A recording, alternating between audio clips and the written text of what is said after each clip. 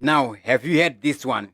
Zimbabwe plans to install its first floating solar panels at Kariba Dam by early next year.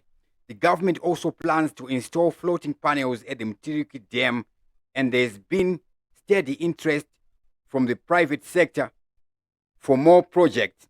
Now, the question is, who got the tender, or rather, who gets the tender?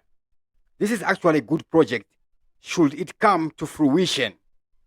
I hope this one will not be like the Gwanda solar project where we never seen it even begin.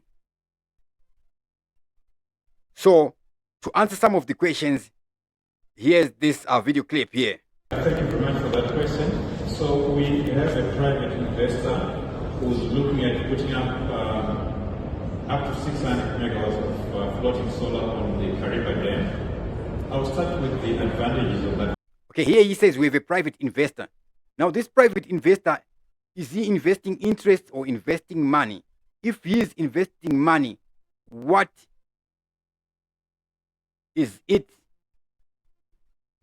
What is in it for him?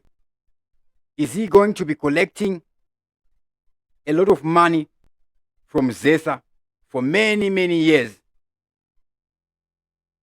That is a question that has to be answered. Project. As I've mentioned, we've been hit by hydrology, poor hydrology, but we have transmission systems available. So the immediate advantage is using transmission systems from Kariba. That would be a good thing. But are we able to maintain solar panels that will be floating on top of water? that we'll be able to evacuate that power over the existing transmission network.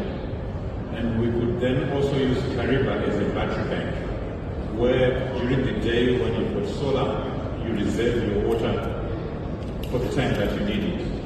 However, this project will be built up in stages, starting with 150, going to 300, and eventually, depending on the capacity that's available, eventually to 600 megawatts. That's how the project works. Thank you. Any more questions from meeting participants? All right. Is this idea viable? Where have we seen else in the world where we have floating solar power plants in the world? It is said that there is one that is being built in Mozambique, but no full details on the stages where it's at right now. Could this floating solar plant, Yashika Papi, in Mozambique, in the Cabo Delgado area, right? Obviously, if it was finished, we would have heard of it. Where else in the world? The largest floating solar power plant in Southeast Asia.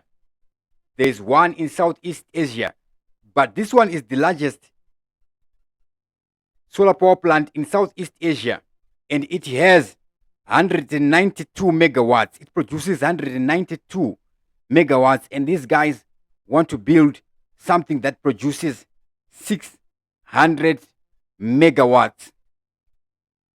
Are we not going to see a project that will keep requiring more money after more money?